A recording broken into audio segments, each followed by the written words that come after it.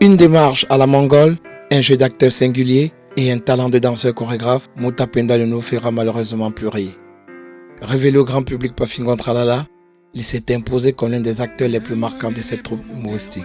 Sur scène comme à l'écran, Mouta Penda avait cette capacité rare de mêler danse, comédie et gestuelle burlesque pour provoquer l'iralité.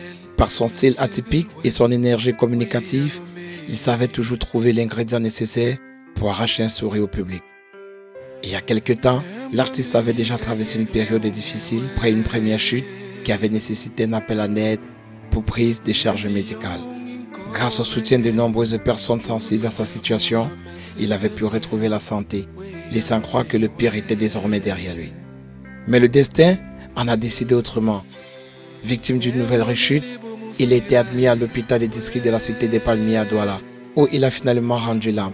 Par cette disparition, Mouta Penda rejoint désormais d'autres figures emblématiques de l'humour africain disparues, à l'instar de Jean-Michel Kanka ou encore Mamiton, qui ont marqué leur époque par leur talent et leur capacité à faire rire les générations entières. La nouvelle de sa disparition plonge sa famille biologique et sa famille artistique dans une profonde consternation. Collègues, proches et admirateurs saluent la mémoire d'un homme dont le talent et la simplicité ont marqué la scène humoristique. Il a été longtemps malade. À un moment donné, nous avons cru après sa première chute que tout allait bien se passer. Il avait repris goût à la vie. Mais malheureusement, une deuxième rechute s'en est suivie.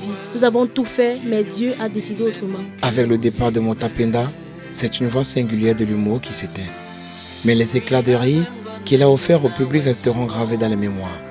Son héritage artistique continuera d'inspirer des jeunes comédiens, rappelant que le rire est parfois l'un des plus beaux cadeaux qu'un artiste puisse laisser au monde.